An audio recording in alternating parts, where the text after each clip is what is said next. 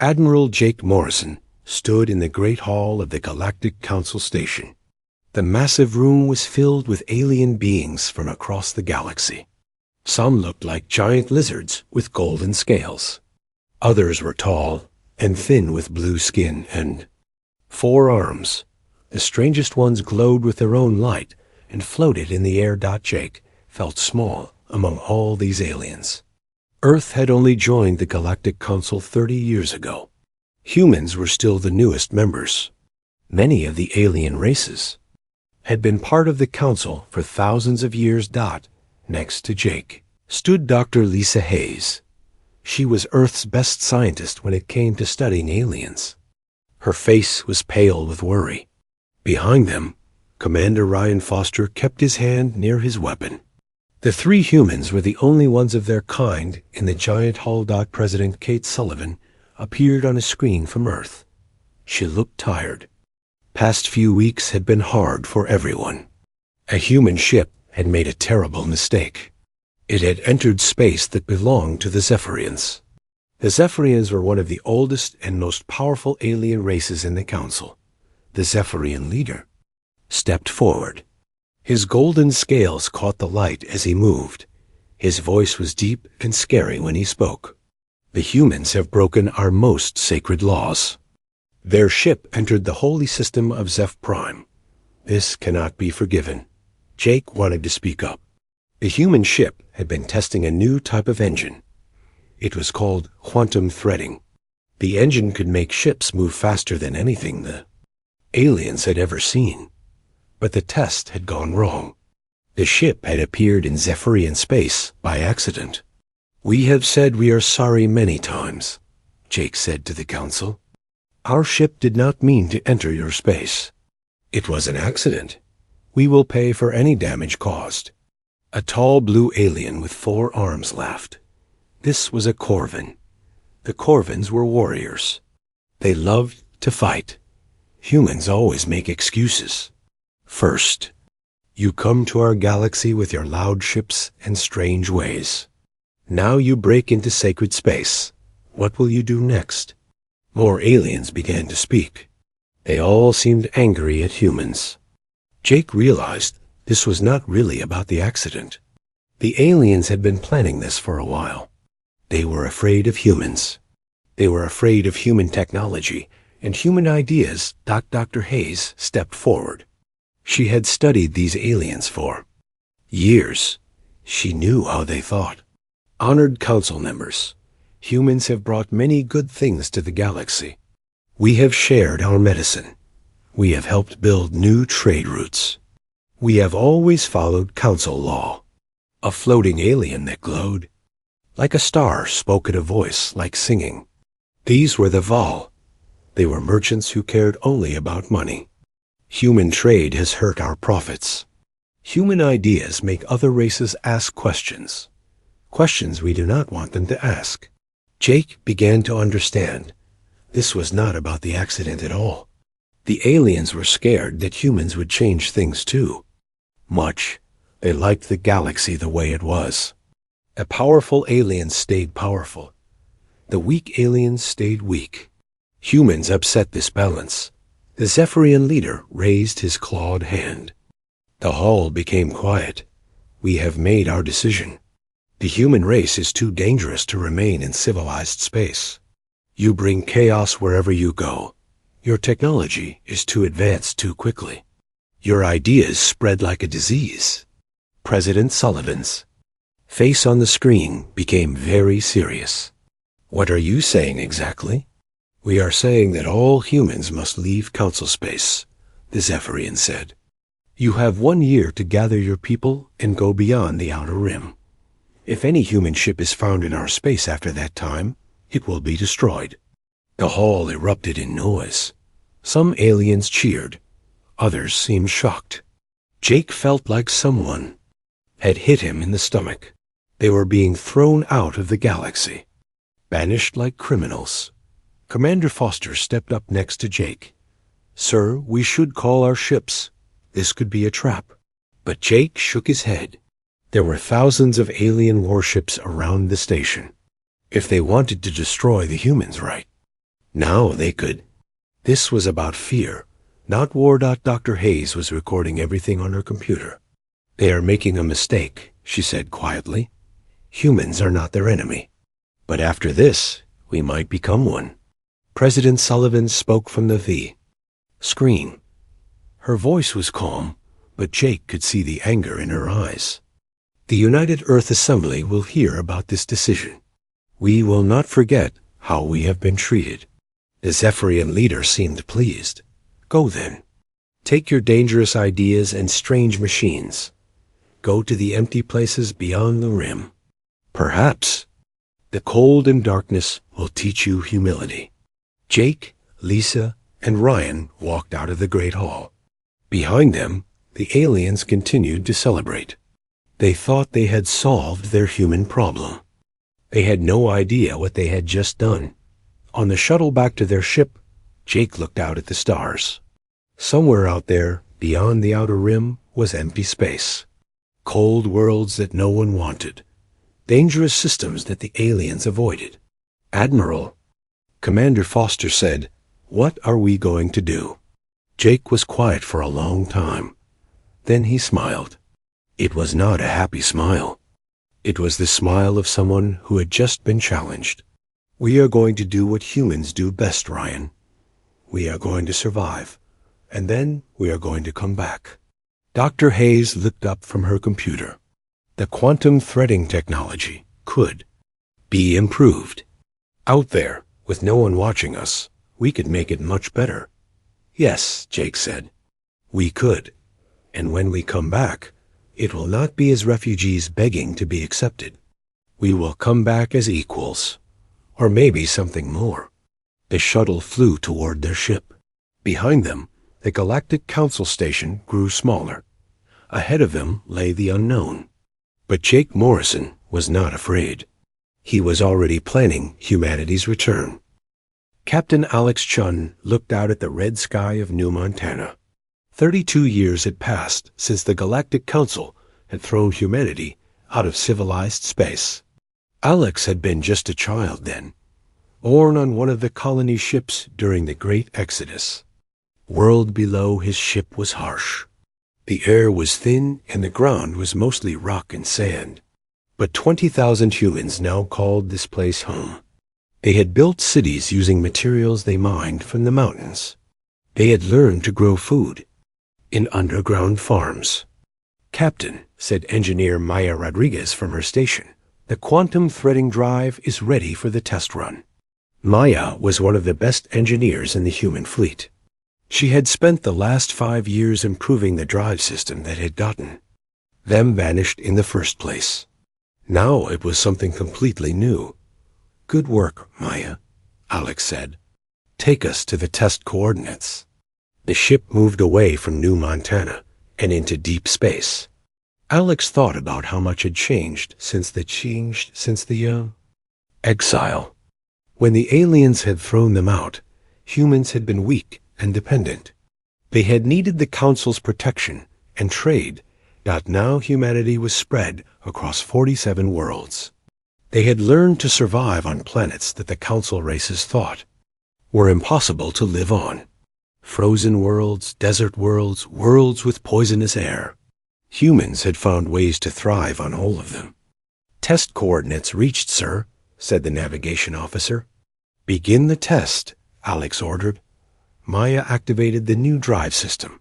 The ship began to glow with a strange blue light. Then something amazing happened. The ship seemed to fade away, becoming transparent, like a ghost. On the sensors, it looked like they had disappeared completely. Phase drive is working perfectly, Maya announced with excitement. We are now moving through a parallel dimension. Council sensors cannot detect us at all. Alex smiled. This was the breakthrough they had been hoping for. The original quantum drive could only make ships move fast. This new phase drive could make them invisible. They could travel anywhere in the galaxy without being seen. How long can we stay phased? Alex asked. As long as we want, Maya replied. The new power systems can keep us in phase indefinitely. On the other side of the bridge, Dr. Elena Volkov was studying readings from her archaeological equipment. Elena was a scientist who studied the ruins of ancient civilizations. She had made some incredible discoveries in the years since the exile. "Captain," Elena said, "I am picking up signals from the Kepler system. The same type of signals we found at the other architect sites." The architects were a mystery that had fascinated Elena for years. All across the galaxy's edge, she had found ruins left by an ancient race. The ruins were incredibly old, maybe 50,000 years or more. But the technology inside them was more advanced than anything humans or council races had ever seen. "Set course for the Kepler system," Alex ordered. "Let's see what the architects left for us this time." The phase drive carried them across hundreds of light years in just hours. The trip would have taken a council ship months to complete. When they arrived at the Kepler system, Elena's instruments went crazy with readings. "There," she pointed, "at a dead planet orbiting a dying star. The signals are coming from there. They landed on the planet's surface. The world had no atmosphere, but their suits protected them from the vacuum of space." Elena led them to a massive structure buried in the ground. It was made of some kind of metal that seemed to shift and change color as they looked at it. "This is bigger than any architect site we have found before," Elena said as they entered the structure, "and it is in perfect condition." Inside, they found rooms filled with strange machines and walls covered in symbols. Elena had learned to read some of the architect language over the years. As she studied the symbols, her face became pale. "What does it say?" Alex asked. "It is a warning," Elena said quietly. "The architects were destroyed by something called the Void Swarm, creatures from another dimension that feed on life itself. And according to this, they come back every 50,000 years." Alex felt a chill run down his spine. "When?" Elena checked her calculations again. "Soon, maybe within the next century." They spent 3 days exploring the facility. They found manufacturing equipment that could build ships and weapons far beyond anything the galaxy had ever seen. They found star maps showing the locations of other architect facilities. Most importantly, they found the complete plans for architect technology. When they returned to New Montana, Alex called a meeting of all the human colony leaders. General Ben Carter joined them by video link from his base on New Texas. Carter had been organizing the scattered human colonies into a real military force. "The situation has changed," Alex told the assembled leaders. "We have found technology that makes our phase drive look like a toy. We also have confirmation that a great threat is coming to the galaxy." President Sullivan, now much older, but still sharp, listened carefully from Earth's new location beyond the rim. "What are you recommending, Captain?" "We need to decide what kind of people we want to be," Alex said. "Do we warn the Galactic Council about this threat? Do we try to save the aliens who banished us?" General Carter's face appeared on the screen. He had spent 30 years building humanity's military strength. "They threw us out, Alex. They called us dangerous and sent us to die in the cold. Why should we help them?" Dr. Volkov spoke up. "Because it is the right thing to do. The Void Swarm will destroy everything. Every world, every species, even us." The debate went on for hours. Some wanted revenge against the Council. Others wanted to help despite everything that had happened. Finally, President Sullivan made the decision. "We will prepare ourselves first," she said. "We will build our strength using this architect technology. When the time comes, we will decide whether the Council deserves our help based on their actions, not their words." Over the next few years, human colonies began to transform. Using architect manufacturing systems, they built ships that could phase between dimensions. They created weapons that could destroy entire fleets. They developed shields that could protect whole planets, Maya Rodriguez led teams of engineers who improved on the architect designs. Humans had a gift for taking existing technology and making it better. The architect machines were amazing, but human creativity made them incredible. General Carter began training new types of soldiers. They could fight in space, on planets, and even in the strange realm between dimensions. Human military doctrine evolved to take advantage of their new capabilities. Alex Chun, now promoted to admiral, led exploration missions deeper into the galaxy's edge. They found more architect sites and rescued other races that had been cast out by the Council. The Kalari, a species enslaved by the Zephyrians, became humanity's first alien allies. As the years passed, humanity grew stronger. They were no longer the weak refugees who had been banished from civilized space. They were becoming something new, something powerful. The Galactic Council had no idea what was coming. They thought they had solved their human problem 32 years ago. They were about to learn how wrong they were. Admiral Victoria Stone stood before the massive architect facility on the dead world of Kepler 442b. 4 years had passed since Captain Sean had first discovered architect ruins, but nothing compared to this. The structure stretched for kilometers. Underground, its walls glowing with soft blue light that had burned for 50,000 years. Professor Sam Mitchell knelt beside a control panel covered in architect symbols. Sam had become humanity's leading expert on the ancient language. His fingers traced the glowing marks as he worked to translate their meaning. "This is not just a facility," Sam said, his voice filled with wonder. "This is a complete record of their civilization, their history, their technology, their final days." Captain Nicole Barnes watched the perimeter with her Special Forces team. Nicole had trained for situations like this. First contact with unknown technology was always dangerous. Her soldiers were ready for anything. Dr. Marcus Webb studied readings from his quantum scanner. Marcus was one of the scientists who had helped develop humanity's phase drive technology. What he was seeing now made his previous work look simple. "The quantum signatures here are incredible," Marcus reported to Admiral Stone. "The power source is still active after all these years, and the energy patterns match our phase drive technology perfectly." Admiral Stone nodded. Over the past 4 years, humanity had grown strong. They now controlled over 60 worlds beyond the outer rim.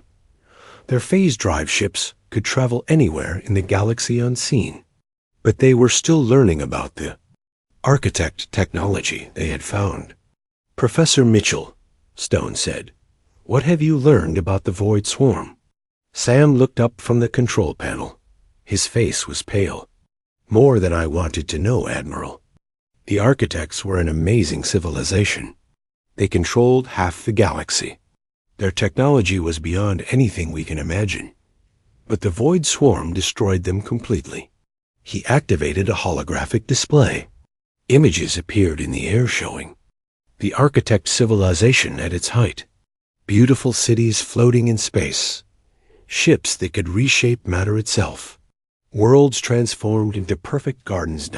And the images changed. Dark shapes appeared at the edge of architect space.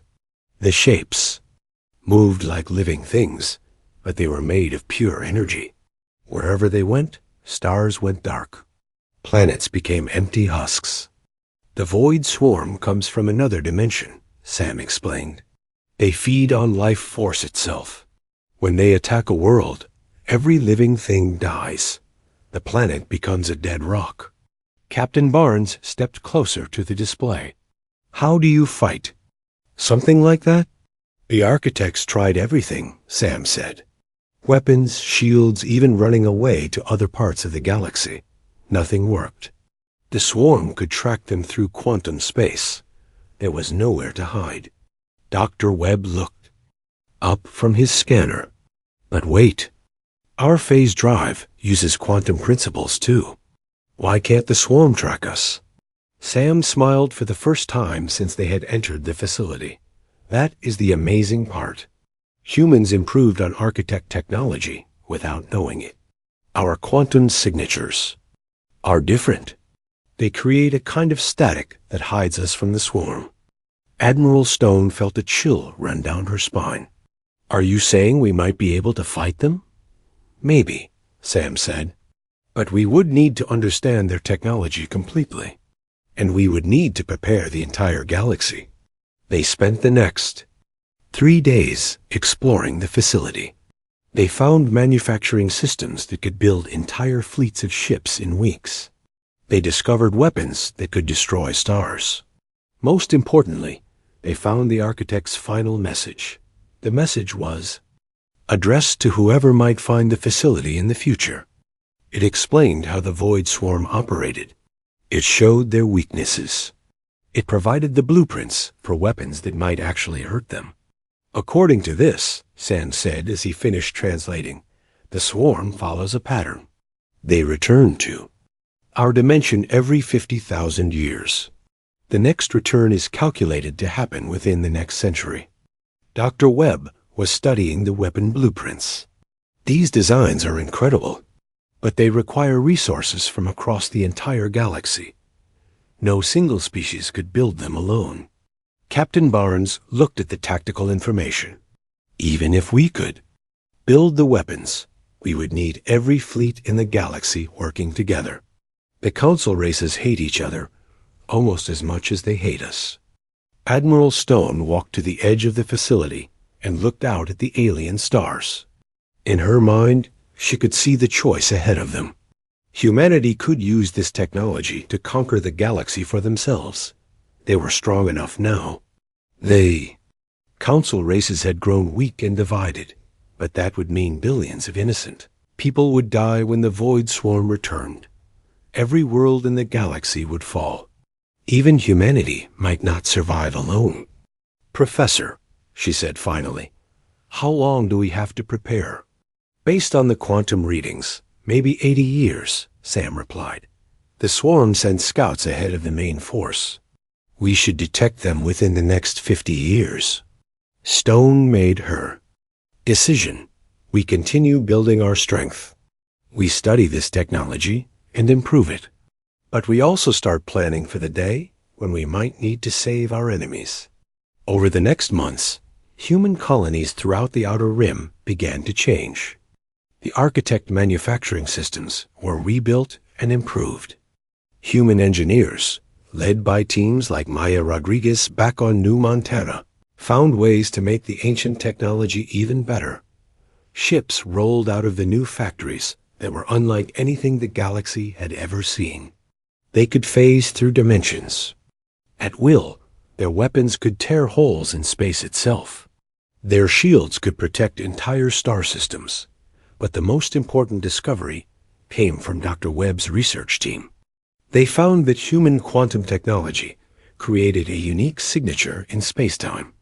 This signature could be used to create a galaxy-wide barrier that might actually stop the Void Swarm.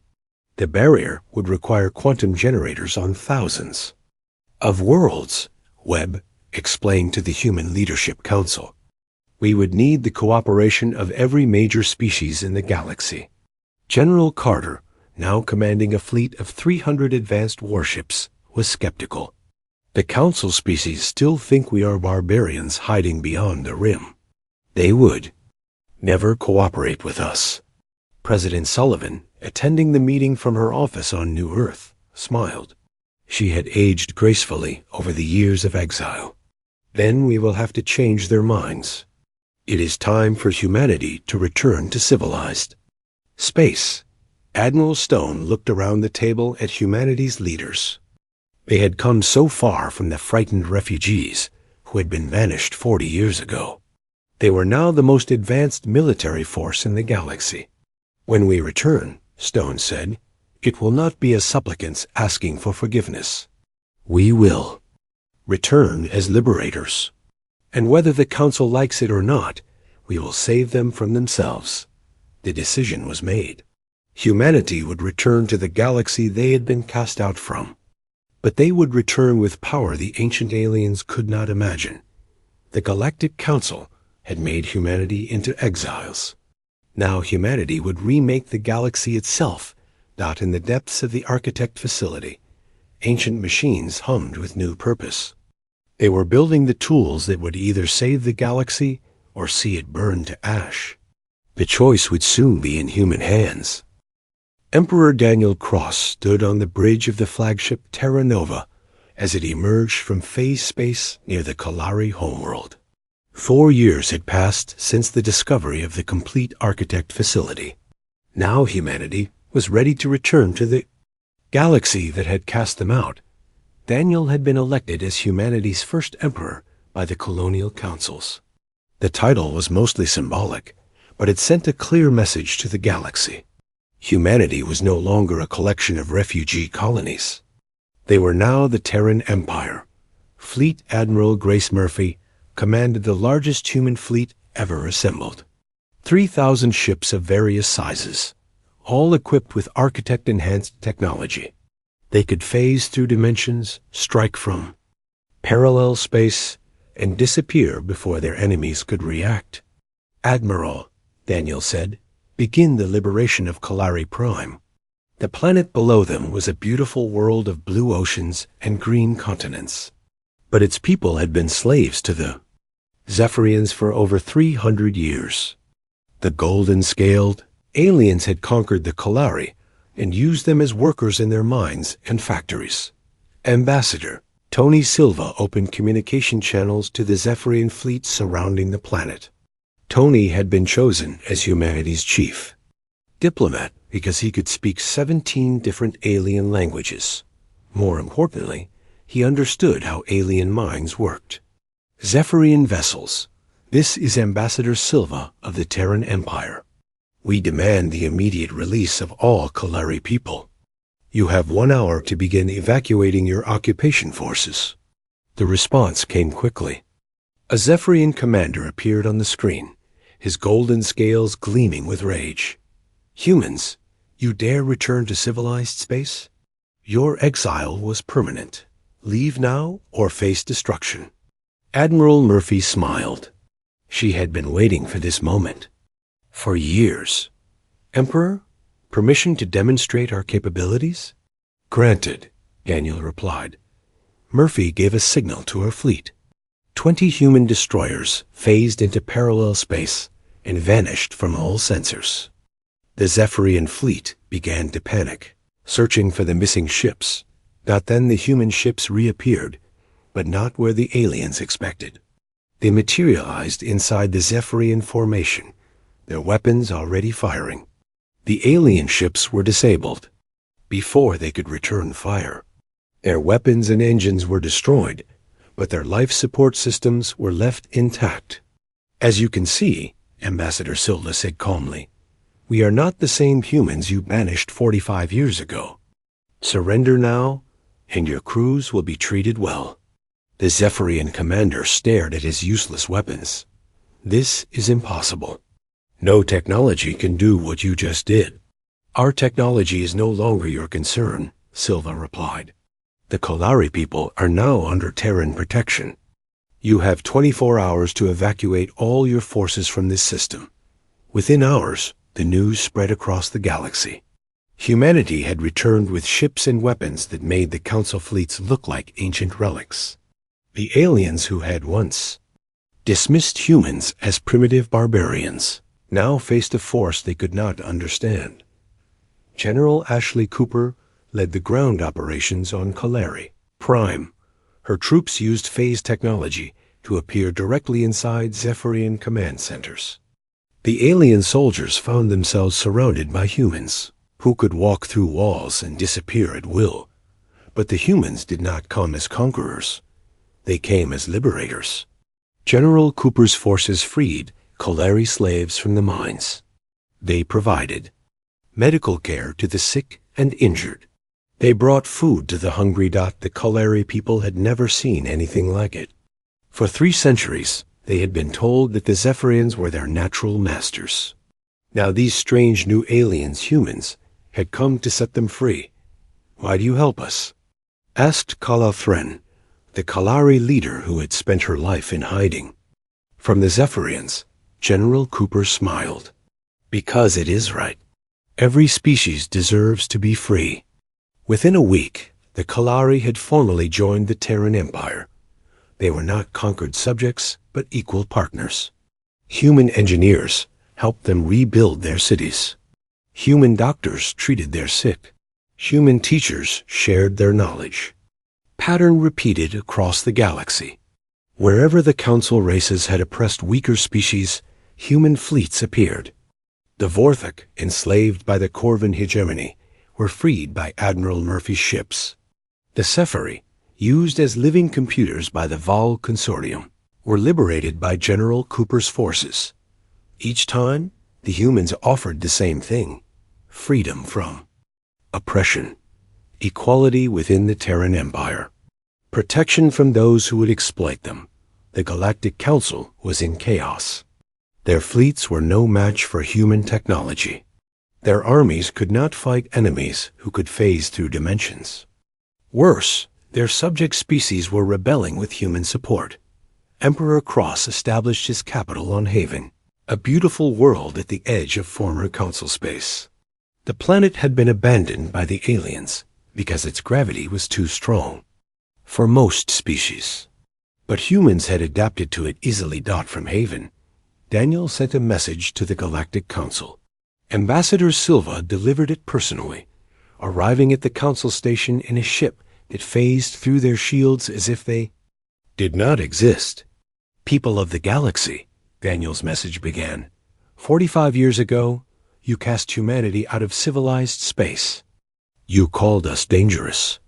You said we brought chaos wherever we went. Perhaps you are right. The council chamber was filled with frightened aliens. The Zephyrians huddled in their seats. The Corvans muttered about honor and revenge. The Veil calculated how much money they were losing. We have returned, the message continued, but not as the humans you remember. We are now the Terran Empire. We have grown strong in the darkness beyond the rim. We have learned to survive where you thought we would die. Silva paused the message and looked around the chamber. The Emperor offers you a choice. Join the Terran Empire as equal partners, or remain as you are and face the consequences of your actions. The Zephyrian leader stood up, his scales rattling with rage. We will never bow to primitive humans. We are the rightful rulers of this galaxy. Silva smiled. That is your choice to make. But know this, every species you have oppressed is now under our protection. Every world you have conquered is now our concern. The age of your domination is over. The Corvan commander slammed his fist on his desk. You speak of peace, but you attack our fleets. You steal our territories. You are no better than pirates. We free slaves, Silva replied calmly. We protect the innocent. We offer equality to all. If that makes us pirates in your eyes, so be it. Over the following months, the balance of power in the galaxy shifted completely. Species after species joined the Terran Empire. Some came seeking protection from their former masters. Others came looking for the technology and prosperity that humans offered. Council races found themselves increasingly isolated. Their empires shrank as their subject species rebelled. Their fleets were outmatched by human technology. Their trade routes were disrupted by human ships that could appear anywhere without warning. But Emperor Cross was not finished. He had learned about the Void Swarm threat. He knew that the real enemy was still decades away. The galaxy would need to be united to face that threat. From his palace on Haven, Daniel prepared for the next phase of his plan. The council races had rejected his offer of partnership. Now they would learn what it meant to face the full power of the Terran Empire. Admiral Murphy received her orders and smiled.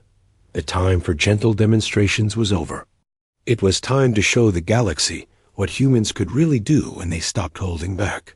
The Galactic Council had created their own worst enemy when they banished humanity. Now they would face the consequences of that decision. Emperor Daniel Cross felt the weight of the galaxy on his shoulders as he stood in the command center on Haven. The massive screens showed star maps filled with red warning lights. The Void Swarm had arrived, and they were consuming entire star. Systems.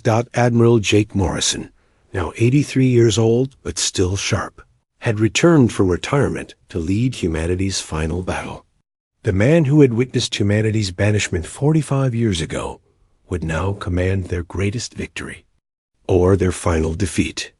Emperor, Morrison said, his voice still strong despite his age. The swarm has consumed the outer systems of the galactic core. 17 worlds gone in the last week. At this rate, they will reach Council space in months, not years. Commander. Luke Harrison, Morrison's protege, studied the tactical displays. Luke had grown up during the exile years. He had never known a time when humans bowed to alien masters. Sir, the Zephyrians are requesting immediate assistance.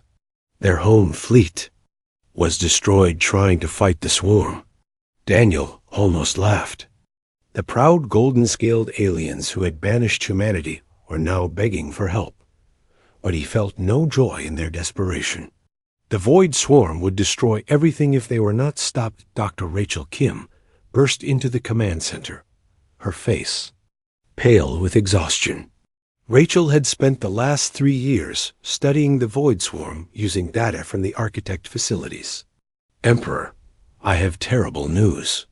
The Council races have been trying to communicate with entities from dark space. They have accelerated the swarm's arrival. How long do we have? Daniel asked. Weeks, maybe less, Rachel replied. The swarm is following the quantum signatures from the Council's communication attempts. They are moving faster than we calculated. Morrison looked at the star maps with the eyes of a veteran tactician.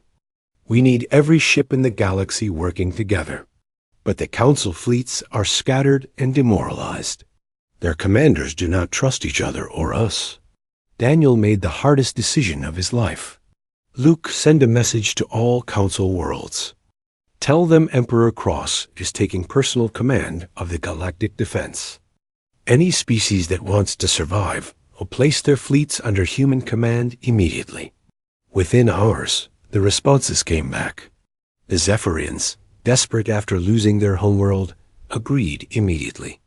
The Corvins, proud warriors who respected strength, placed their remaining ships under human control. Even the Val, who only cared about profit, realized that dead merchants make no money. Admiral Murphy coordinated the massive fleet gathering at the galactic core. Human ships phased in from across the Terran Empire. Allied vessels arrived from dozens of liberated worlds. Even former Council fleets joined the formation, but the enemy they faced was unlike anything in galactic history. The Void Swarm appeared as massive shapes of pure darkness that absorbed light itself. They moved through space like living things, reaching out with tentacles of energy that drained the life from everything they touched. My God, whispered Commander Harrison as he watched the enemy advance. How do you fight something like that? Dr. Kim had the answer. The Architect technology. We can modify their quantum barrier generators to create a galaxy-wide shield, but it will require precise coordination from ships across the entire galaxy. Morrison studied the battle plan. It was insane. They would need to position quantum generators in a perfect formation spanning thousands of light years. Any mistake would create gaps that the swarm could exploit. Can we do it? Daniel asked. With Council ships? No, Morrison replied honestly. Their crews are not trained for this kind of precision work. But with human commanders directing their movements, then that is what we will do, Daniel declared. Luke, send human officers to every allied ship. They will serve as tactical coordinators. The battle began at the galactic rim. The Void Swarm reached out with their energy tentacles, trying to drain life from nearby star systems. Human ships phased in and out of normal space, striking at the tentacles with Architect enhanced. Weapons. To everyone's amazement, the weapons worked.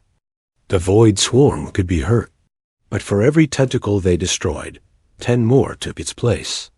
"Emperor," Morrison called out, "we are buying time, but we cannot win this way. We need to activate the barrier." Daniel nodded to Dr. Kim. "Begin the barrier activation sequence." Across the galaxy, quantum generators powered up on human ships, allied vessels, and even former council fleets.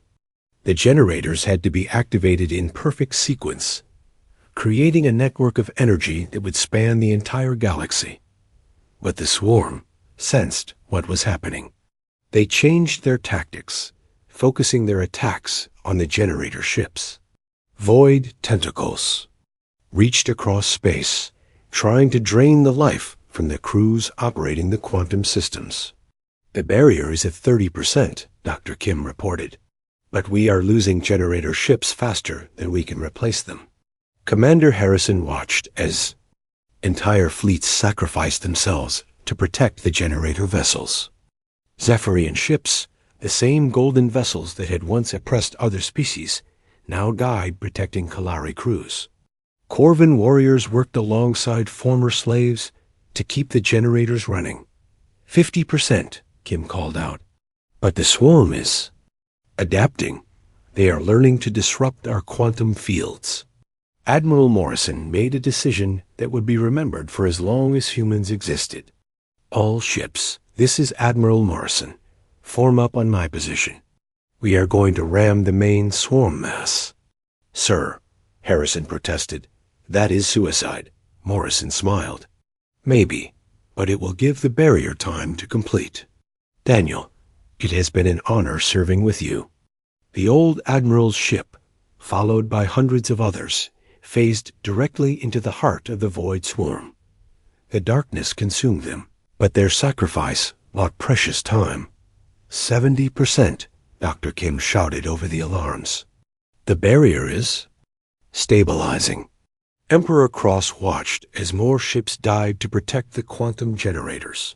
Former enemies fought side by side. Zephyrian captains took orders from human teenagers. Corvin warriors followed Kalari engineers into battle. 85%, Kim reported. "We need just a few more minutes." But the void swarm was learning. Dark tentacles began targeting the generators directly, bypassing the defending ships. One by one, the quantum fields began to fail. "Emperor," Commander Harrison said, "we are losing the network. The barrier will not hold." Daniel looked at the tactical display. There was one option left. The Master Architect facility on Kepler 442b still had its original quantum generator. It was powerful enough to anchor the entire barrier, but activating it would destroy the facility forever. "Dr. Kim, can you activate the Kepler generator remotely?" Rachel checked her instruments. "Yes, but the power surge will destroy everything. Within 100 light years, any ships in that area will be vaporized." Daniel made the final sacrifice. "Do it. Activate the Kepler generator." The ancient architect facility, humanity's greatest treasure, poured all its stored energy into the quantum barrier. The explosion was visible across half the galaxy, but the barrier held. 100%. Dr. Kim screamed with joy. "The barrier is complete." The void swarm hit the quantum wall like a tide hitting a cliff. Their dark tentacles could not pass through. Their energy attacks were absorbed and redirected. For the first time in 50,000 years, the void swarm had been stopped, but they did not give up. The swarm gathered its strength and began a massive assault on the barrier. The quantum generators across the galaxy strained under the attack. "The barrier is holding," Kim reported, "but we need to maintain the generators constantly. If even one fails, the entire network could collapse." Commander Harrison looked at the exhausted crews on the surviving ships. "Sir, we have lost 60% of our forces. The survivors are running on pure determination." Daniel opened a communication channel to every ship in the galaxy. People of all species, you have seen what we can accomplish when we work together.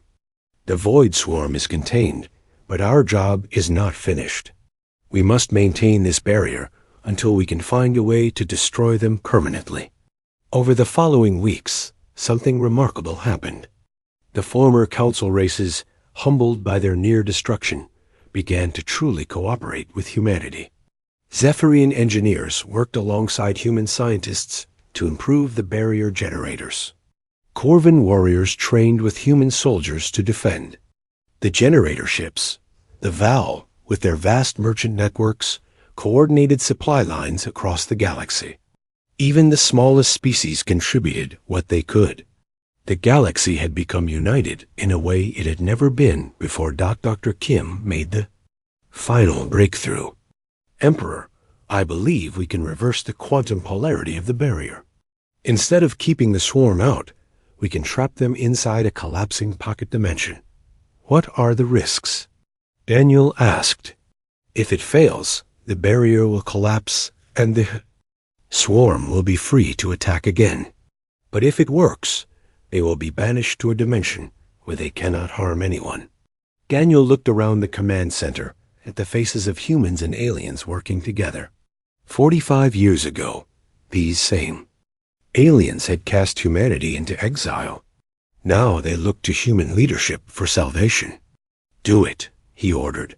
The barrier generators across the galaxy began to change their frequency. Instead of pushing the void swarm away, they began to pull space-time itself inward. The dark mass of the swarm was caught in a shrinking bubble of reality. It is working, Dr. Kim shouted. The pocket dimension is collapsing. The swarm is being pulled into Quay.